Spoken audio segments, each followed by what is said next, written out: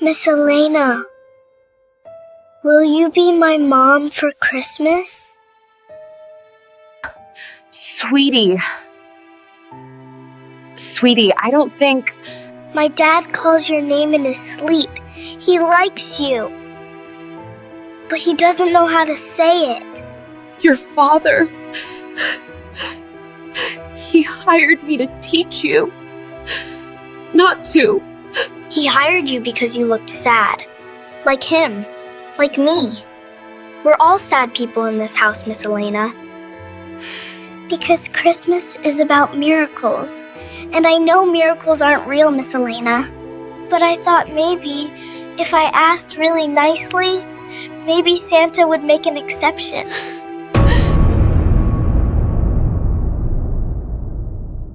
The mansion library smelled of old books and pine needles. Outside the floor-to-ceiling windows, December snow fell silently over Seoul's most exclusive neighborhood, covering everything in deceptive peace. Inside, 8-year-old Baek Jia sat cross-legged on a velvet cushion, watching her homeschool teacher with the kind of intensity that made adults uncomfortable. Elena Martinez closed the Christmas storybook she'd been reading, her hands trembling slightly. She'd been working in this house for 6 months, teaching this strange, brilliant child who rarely smiled and never cried. 6 months of walking through halls lined with men in black suits. 6 months of pretending she didn't know exactly who owned this mansion. 6 months of telling herself she was here for justice, even as that word became harder to define with each passing day. Jia tilted her head, her dark eyes too knowing for a child. When she spoke, her voice was steady and clear, each word chosen with frightening precision. "Will you be my mom for Christmas?" Elena's breath caught. The book slipped from her fingers, landing softly on the Persian rug between them. The grandfather clock in the corner ticked loudly in the sudden silence. Outside, a crow cawed from one of the snow-laden branches. "Jia, sweetie, I don't think—" "My dad calls your name in his sleep," Jia interrupted, leaning forward with an earnestness that made Elena's chest ache. "He likes you. But he doesn't know how to say it. He doesn't know how to say anything that matters." Elena felt the room tilt slightly. She'd heard the household staff whisper about their employer, the man they called Director Baek, in hushed, respectful tones. Baek Seo-jun, Seoul's Shadow King, the man whose name made politicians sweat and rival organizations disappear. The man who'd ordered the death of her brother 3 years ago. Or so she'd believed when she'd forged her credentials and talked her way into this position. The man who, she'd discovered with growing horror, read his daughter bedtime stories every night in 3 different languages. Who personally cooked Jia's breakfast each morning before his men arrived with their reports of overnight activities she didn't want to imagine. Who'd once stopped a $1 million meeting because Jia had called, crying about a butterfly with a broken wing. "Your father hired me to teach you," Elena said carefully, buying time to steady her racing heart. "Math, literature, science, art, not to—" "He hired you because you looked sad," Jia said simply. "Like him, like me. We're all sad people in this house, Miss Elena. Even Uncle Tae is sad, though he pretends really well." Elena looked at this child, who spoke like a philosophy professor, and felt something crack inside her chest. Jia's mother had died the day she was born. The household staff had whispered that story too, though never when Director Baek might hear. "A car accident," they said. Though their eyes said something different, something darker. "Why Christmas?" Elena asked softly, unable to stop herself from engaging with this impossible conversation. "Why specifically Christmas, Jia?" The little girl reached for the fallen storybook, smoothing its cover with small, careful fingers. When she looked up, there were no tears in her eyes, but Elena could see them there anyway, frozen and unspilled. "Because Christmas is about miracles," Jia said, "and families. And I know miracles aren't real, Miss Elena, I know that. But I thought maybe if I asked really nicely, if I was really good for 45 more days, maybe Santa would make an exception." Elena's throat closed. She'd come to this house with a plan. A simple, terrible plan. Get close to the family. Find evidence. Destroy the man who'd destroyed her world. Carlos Martinez had been her only family after their parents died. Her brilliant, idealistic brother, who joined the police force to make a difference.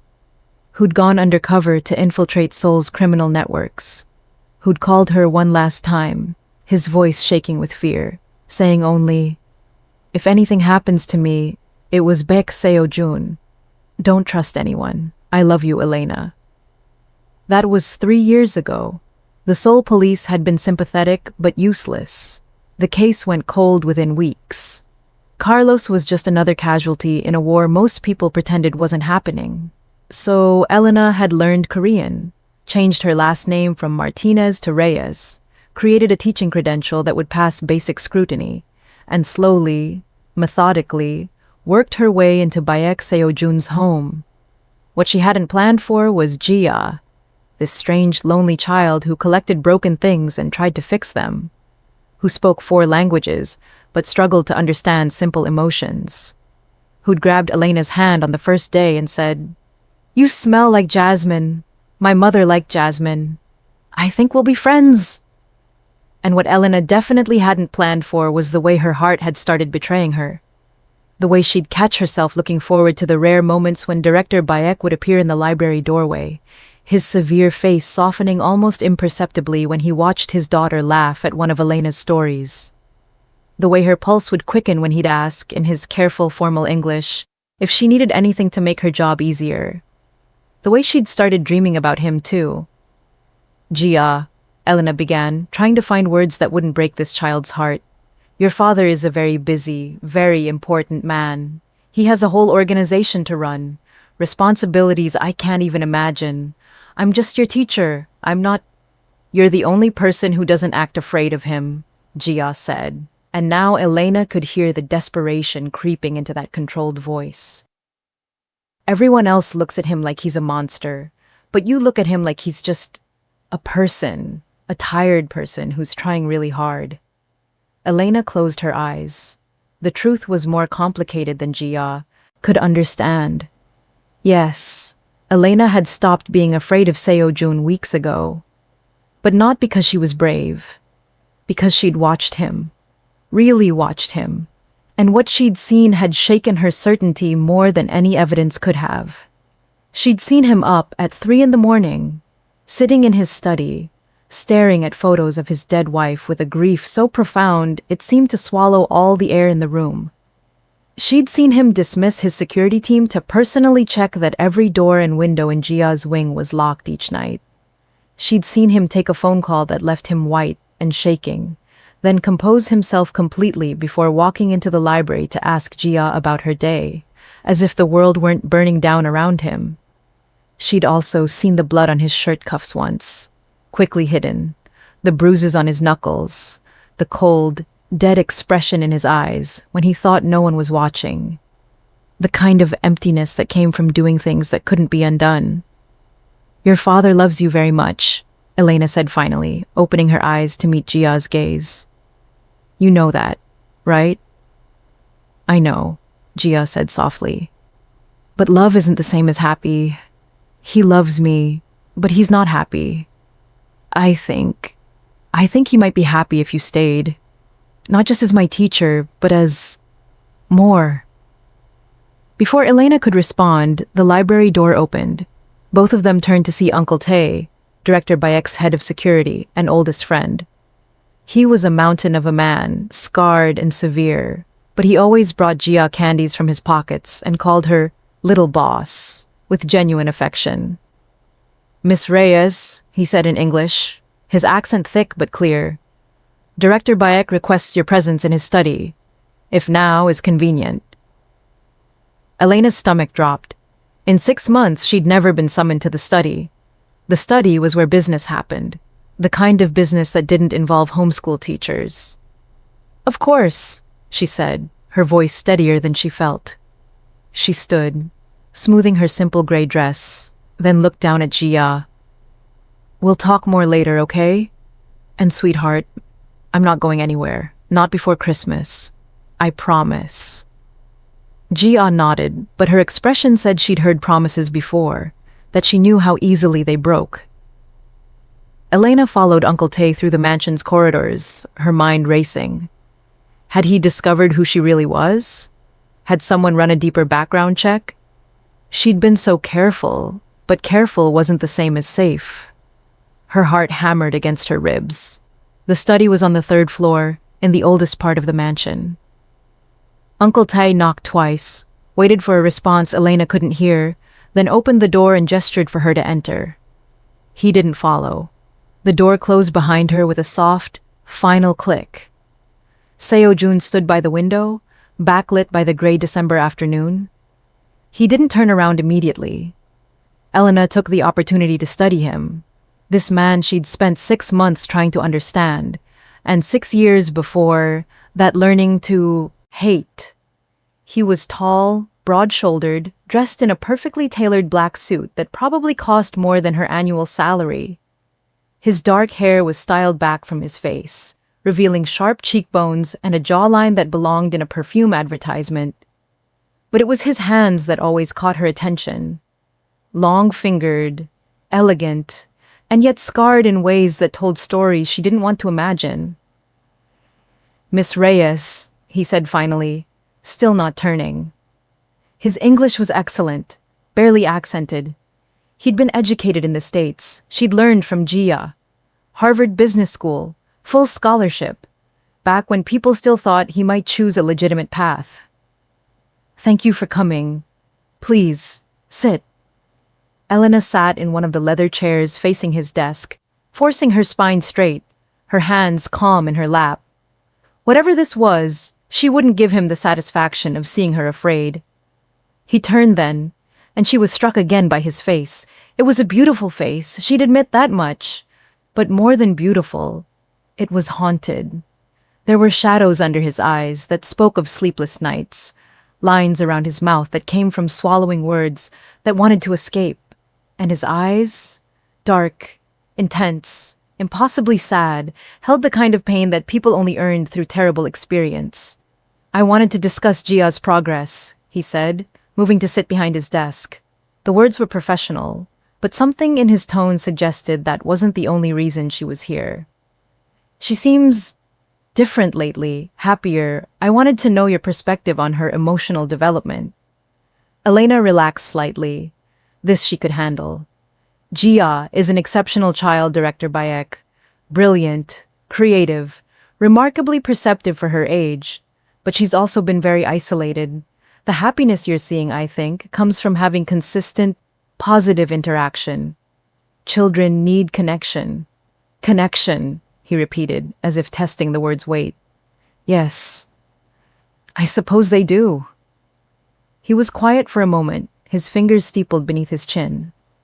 "She's mentioned you, often, in ways that suggest—" He paused, seeming to struggle with something. "That suggests she's formed an attachment." "I'm very fond of her too," Elena said carefully. "She's a remarkable student and a beautiful soul. You should be very proud."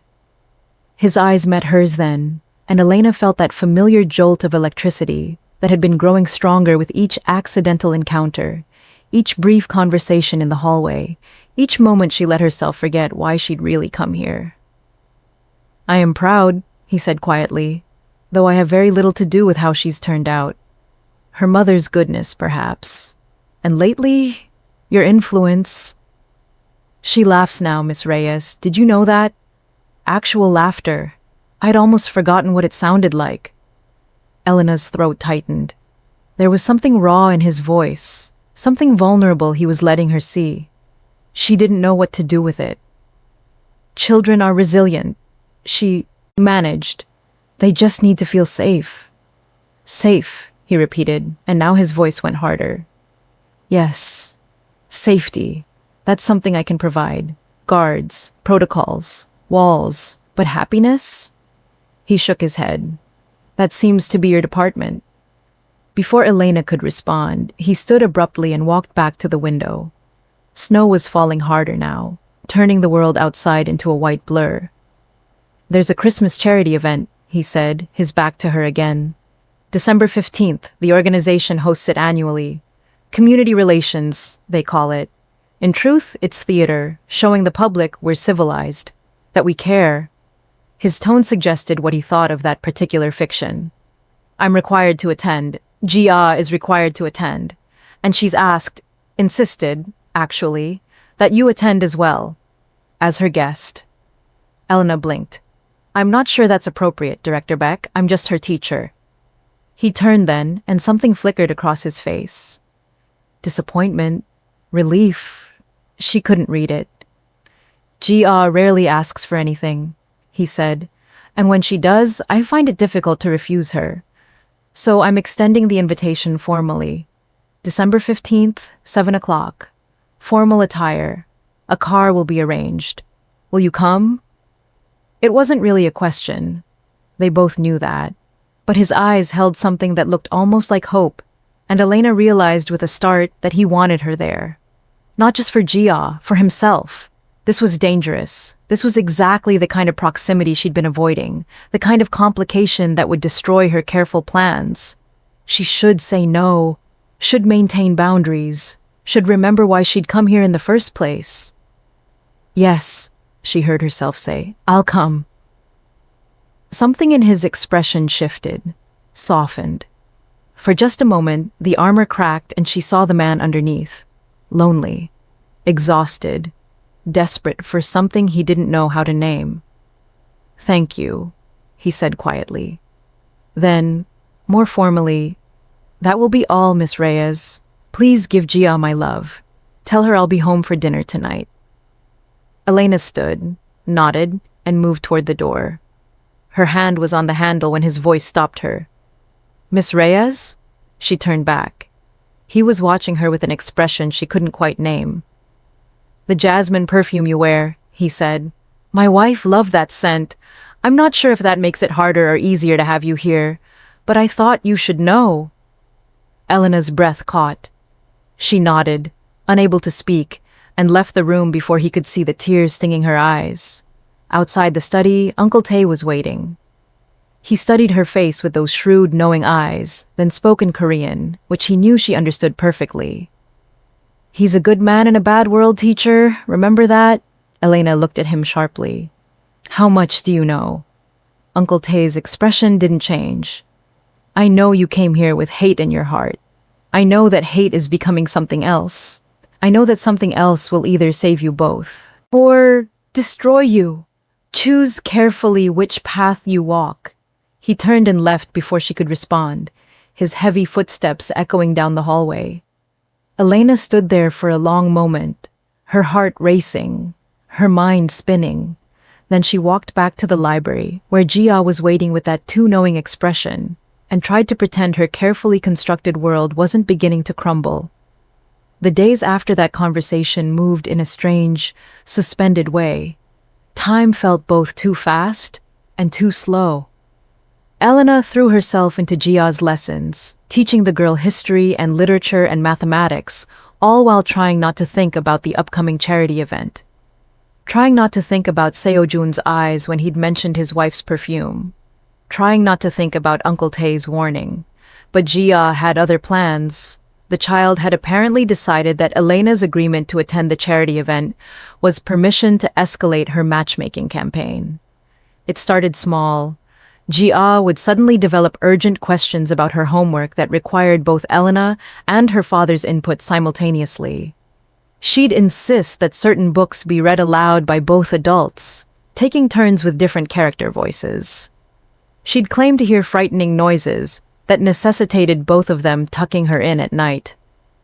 Seo-jun seemed bemused by his daughter's transparent schemes, but played along with a patience Elena found both touching and heartbreaking.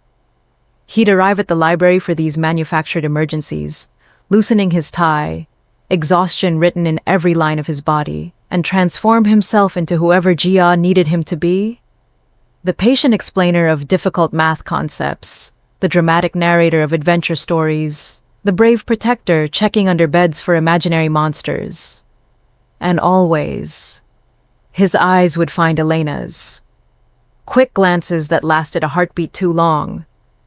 expressions that suggested he was as confused by this growing connection as she was. Moments where the air between them felt charged with possibility and danger in equal measure. A week after the study conversation, Jia unveiled her masterpiece of manipulation. It was late afternoon, nearly time for Elena to leave for the day. She was gathering her teaching materials when Jia suddenly clutched her stomach and announced she felt sick. Not dramatically sick, just queasy enough to be concerning. Elena felt the girl's forehead, normal temperature, but Jia insisted she needed both Elena and her father nearby, just for a little while, until the feeling passed. Seo-jun was summoned.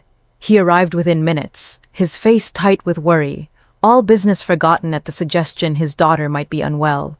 He felt her forehead himself, asked careful questions about symptoms, and then, at Jia's insistence, agreed to stay with her in the library while Elena prepared some chamomile tea from the kitchen. When Elena returned with the tea 15 minutes later, she found the library door firmly shut.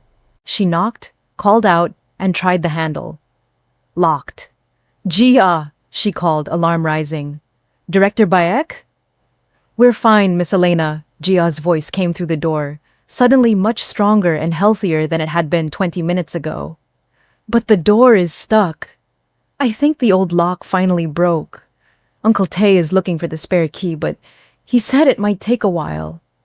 Maybe you should both just wait in there until he finds it. There are books to read.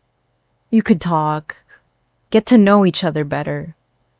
Through the door, Elena heard Seo-jun's low laugh, surprised and genuine. Jia, unlock this door right now. I can't, Dad. It's really broken. I tried really hard. You'll just have to wait. A pause. Together, without any distractions or security teams or business calls. Won't that be nice? Silence. Then Seo-jun's voice, dry with reluctant amusement. You're grounded, little boss. Okay, Dad. Love you. Footsteps retreated. Elena stood in the hallway, tea cooling in her hands, staring at the locked door in disbelief.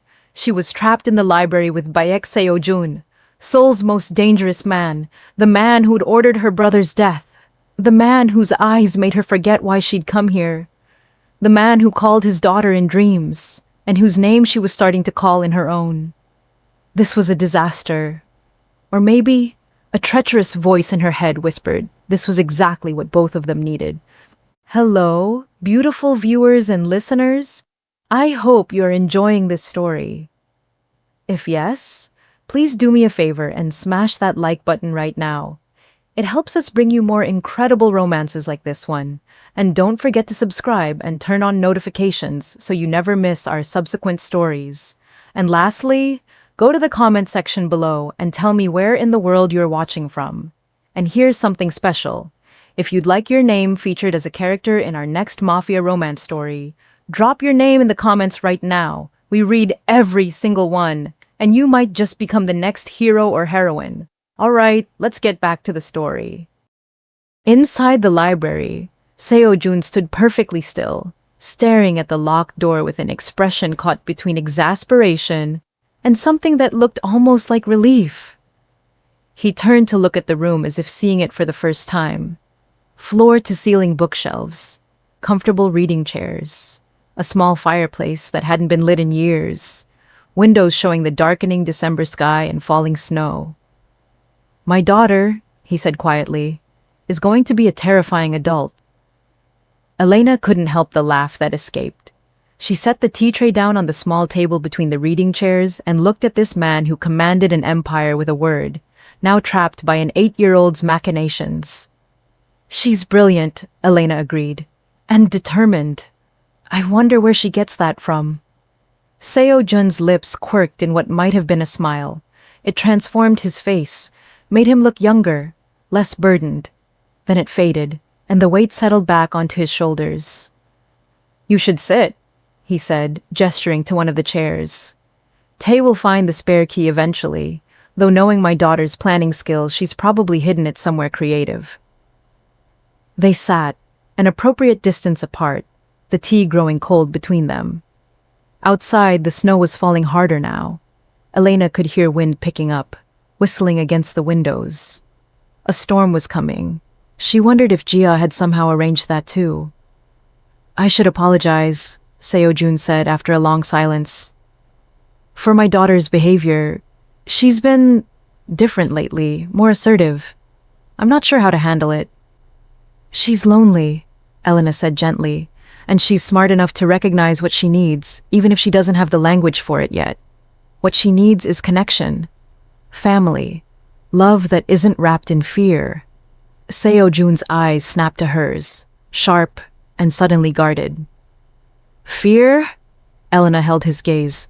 "Everyone in this house is afraid, Director Baek. Your staff jumps when you enter a room. Your security team never relaxes. Even Gia sometimes gets this look in her eyes like she's waiting for something terrible to happen. This house runs on fear." "That's not—" He stopped, jaw tightening. Then, quietly, "You're not afraid." "Should I be?" The question hung between them. Seo-jun looked at her for a long moment, something complicated moving behind his eyes. When he spoke again, his voice was barely above a whisper. "Yes, you should be. Everyone should be afraid of me. It keeps them safe. It keeps them alive. Fear is a tool I've learned to use very well." "Fear is a prison," Elena countered, "and prisons hurt the people inside them most of all." He stood abruptly, moving to the window, putting distance between them. Elena watched the tension in his shoulders, the way his hands clenched and unclenched at his sides. She'd pushed too hard, crossed a line, but something in her refused to back down. "You don't know anything about my life," he said, his voice harder now. "About the choices I've had to make. The things I've had to do to survive. To keep my family safe. To build something that couldn't be taken away." "You're right," Elena said softly. "I don't know. So tell me." He turned, surprise flickering across his face. "Why would you want to know?" "Because your daughter asked me to be her mother for Christmas," Elena said, the words tumbling out before she could stop them. "And I can't answer that question without understanding who her father really is. Not the monster everyone whispers about. The man. The person who reads bedtime stories in 3 languages and checks her windows every night and looks at her like she's the only thing in the world worth protecting." Seo-jun stared at her.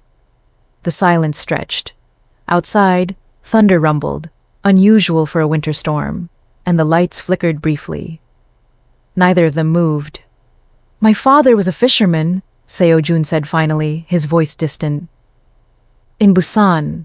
A good man, honest, hard-working. He made enough to feed us barely. My mother took in sewing to help. We were poor but happy. I had 2 younger sisters. Young-mi and Soo-jin." He paused, his jaw working.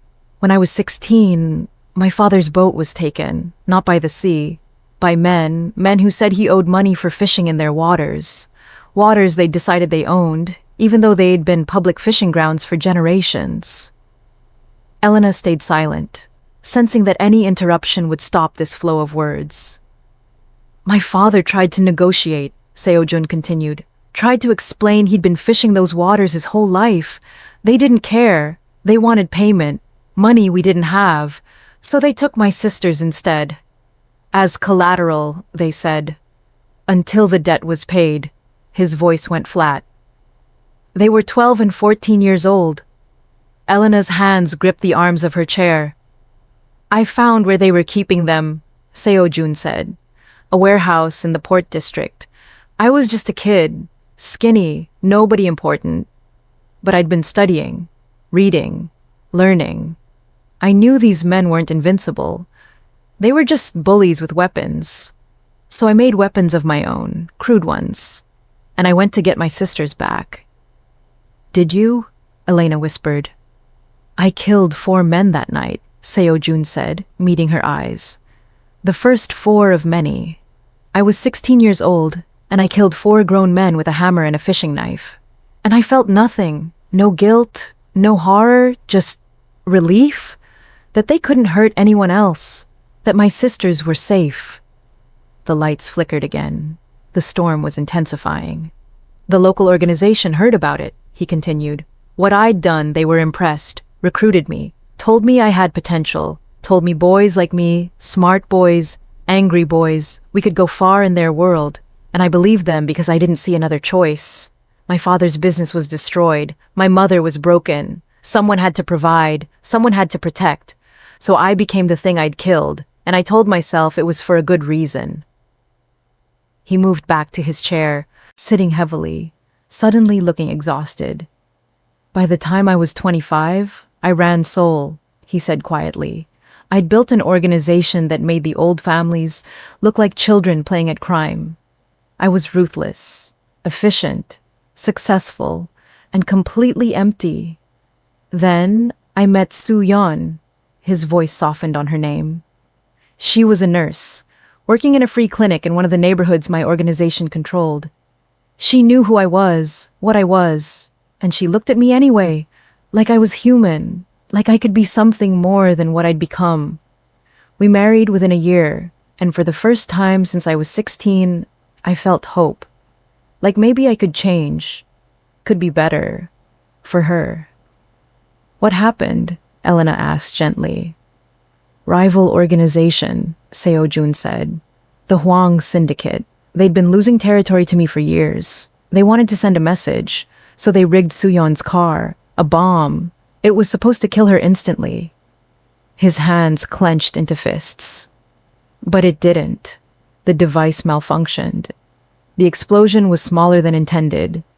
It put her into labor. She was 9 months pregnant and started internal bleeding. She lived long enough to deliver Jia, long enough to hold her once, long enough to say, protect her. Then she was gone. Elena felt tears on her cheeks. Seo-jun, I'm so sorry. He looked at her, seeming to notice her use of his given name. Not Director Bayek, just Seo-jun. Something in his expression cracked. The worst part, he said, his voice breaking, is that it should have been me. The bomb was meant to kill her, to hurt me. She died because I loved her. Because in my world, love is a weapon people use against you. And now, I have a daughter, and every day, I wake up terrified that someone will figure out she's my weakness, that she'll pay the price for my sins. So yes, Miss Reyes, this house runs on fear, because fear has kept her alive for 8 years, and love only got her mother killed. Elena stood, moved to kneel in front of his chair before she could think better of it. She took his hands in hers. They were shaking. Love didn't kill your wife, she said firmly. Evil men did. Men who choose to hurt innocent people. That's not on you. Isn't it? He looked down at their joined hands as if surprised to find them there. Every choice I've made, every life I've taken, every deal I've struck, it all led to that moment, to Soo-yeon bleeding out in a hospital bed, to Jia growing up without a mother, to this house full of guards and weapons and fear. I built this cage, Elena, and now we're all trapped in it. The use of her given name sent electricity through her. He'd never called her Elena before. Always Miss Reyes, always professional distance. But now, in this locked library with the storm raging outside, all pretense was crumbling. Then break out, Elena said. You built it. You can tear it down. And replace it with what? Seo-jun asked. I'm not a fisherman anymore. I'm not a 16-year-old boy who doesn't understand consequences. I'm the head of an organization that employs thousands of people, that controls territory, that has enemies who would kill everyone I love if they sensed weakness. I can't just walk away. Why not? The question seemed to stun him. He stared at her like she'd suggested something impossible, revolutionary. Because men like me don't get to walk away, he said finally. We die in this world or we die trying to leave it. There's no third option. Maybe there is, Elena said. Maybe you just haven't found it yet. He studied her face, his thumb unconsciously stroking across her knuckles. The gesture was intimate, tender, completely at odds with everything they were discussing. Why are you really here, Elena? He asked quietly. And don't say just to teach Gia. I've watched you for 6 months, the way you observe everything, the way you ask careful questions, the way you look at me sometimes, like you're trying to solve a puzzle. So I'm asking, why are you really in my house? Elena's heart stopped. This was it. The moment of truth. She could lie. Should lie. But looking into his eyes, seeing the vulnerability there, the desperate hope for connection, she found she couldn't. My brother, she said, her voice shaking. Carlos Martinez, 3 years ago. He was killed. The report said it was a gang shooting. Wrong place, wrong time. But he called me before he died. Said if anything happened to him, it was you. Baek Seo-jun. He told me not to trust anyone.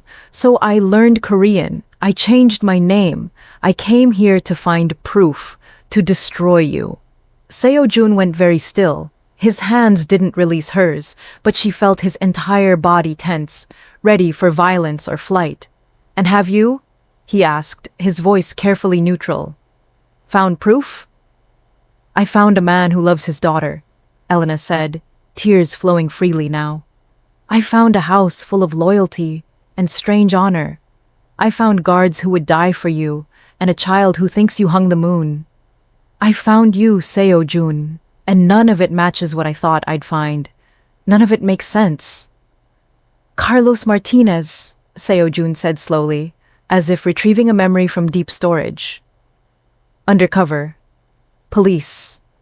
He was trying to infiltrate the Hwang syndicate. My intelligence network identified him. I tried to extract him, to warn him his cover was blown. He thought it was a trap. Refused to meet. 3 days later, he was dead. Seo-jun's eyes met hers. I didn't kill your brother, Elena, but I failed to save him. And if that makes me guilty in your eyes, I understand.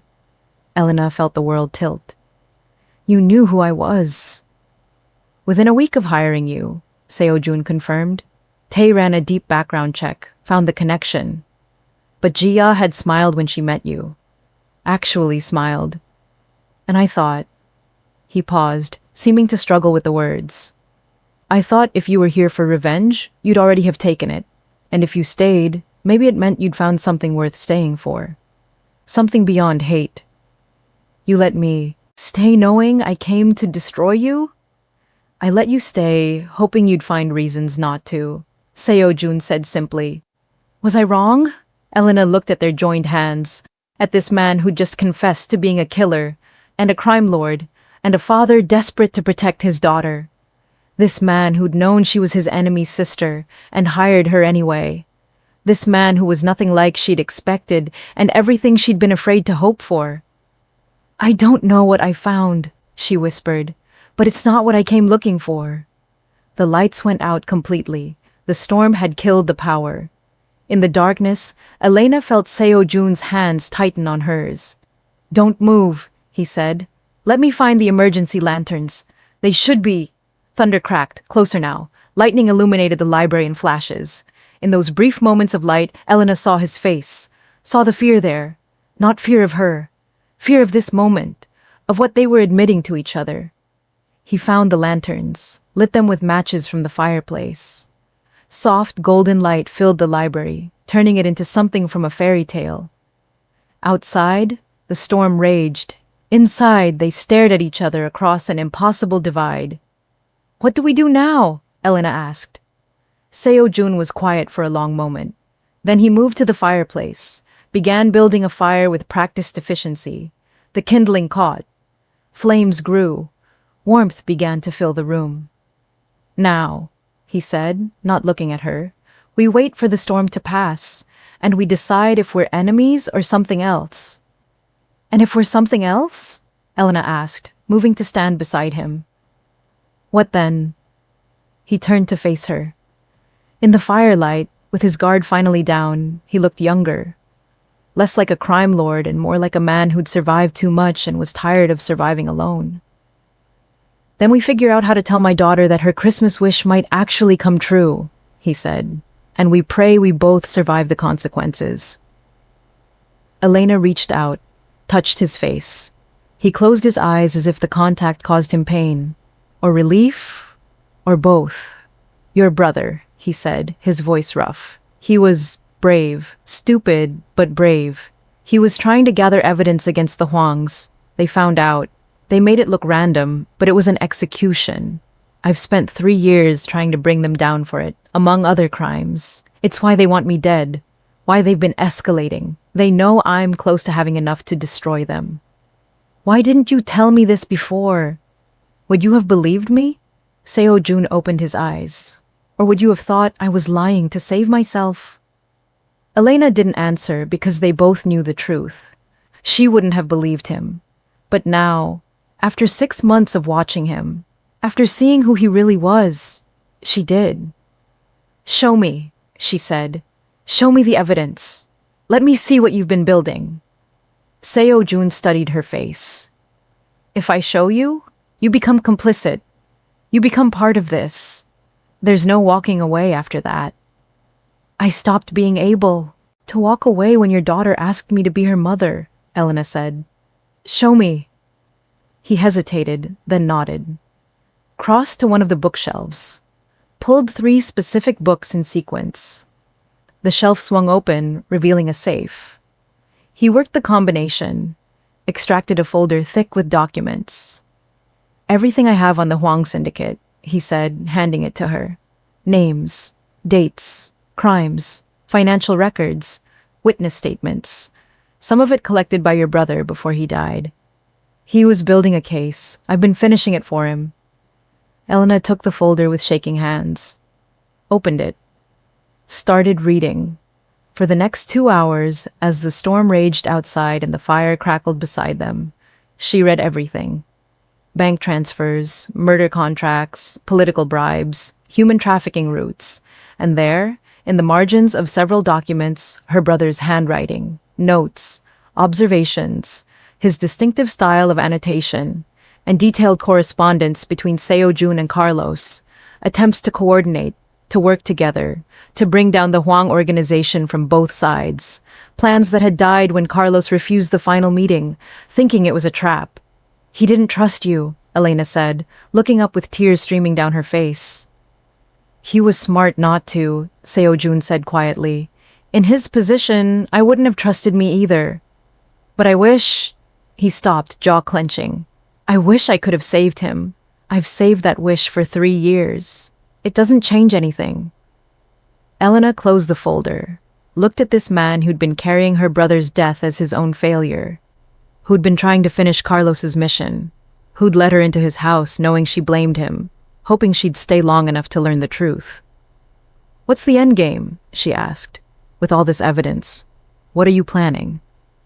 I'm giving it to international authorities, Seo Jun said, through channels that can't be compromised. The Huang syndicate has protection locally, police, prosecutors, judges on their payroll.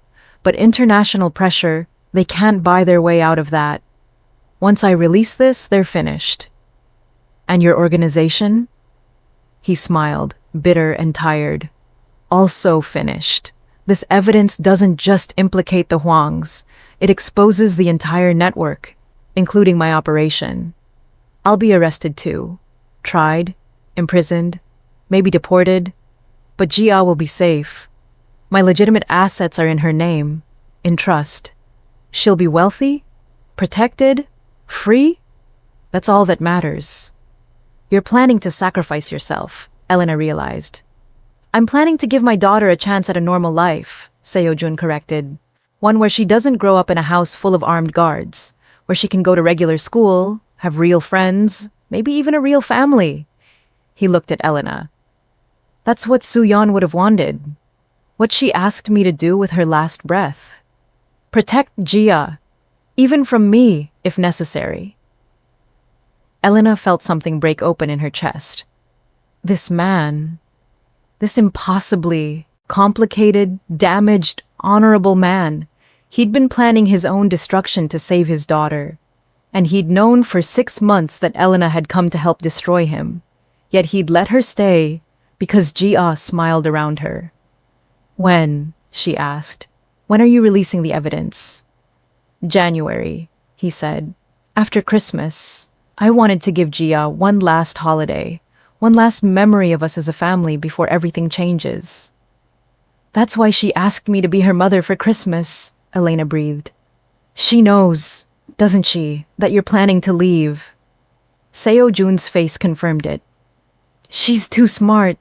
She's known for months that something was different, that I was preparing for an ending. I tried to hide it, but he shook his head. She knows, and she's trying to give me a reason to stay, to choose differently. She thinks if I have someone, if she has a mother, maybe I won't have to disappear. Would it? Elena asked. Would it change your plans? No, Seo Jun said heavily, because loving me won't keep you safe. It'll make you a target. It'll put you in danger. And I can't, his voice broke. I can't watch another woman I love die because of who I am. I won't do that to you. Or to Gia. That's not your choice to make, Elena said fiercely. Whether I stay, whether I'm willing to risk danger, that's my choice, Seo Jun, not yours. And what would you choose? He asked, moving closer. If I asked you to stay, to be part of this disaster, to help me tear down everything I've built and try to build something better from the ashes? What would you say? Elena looked up at him, at this man who'd killed to protect his family, who'd built an empire on violence and was planning to destroy it for love, who'd given her enemy safe harbor and was asking her to be his salvation. I'd say your daughter is right, Elena whispered, that you call my name in your dreams, because I call yours too, and maybe that means something. Maybe that means we're supposed to try, to see if we can make something good from all this darkness. Seo Jun's hand came up to cup her face, his thumb tracing her cheekbone with devastating gentleness. I don't know how to do this, he admitted. How to let someone in, how to be anything other than what I've been. Then we learn together, Elena said. He leaned down. She rose up. And in a library locked by an 8-year-old scheme, with a storm raging outside and a world of danger waiting beyond the walls, they kissed. It was gentle, hesitant, like neither of them quite believed this was allowed, that something soft could exist in the middle of so much hard reality.